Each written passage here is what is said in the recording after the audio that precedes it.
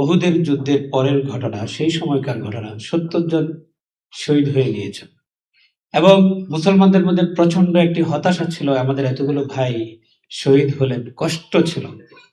আল্লাহ আয়াত নাজিল করেছেন যে তাদের জন্য অত কষ্টের প্রয়োজন নাই, তারা অতিরিক্ত হাসি খুশির মধ্যে আছে, তারা তোমাদেরকে দেখছে, তোমরা কি করছো।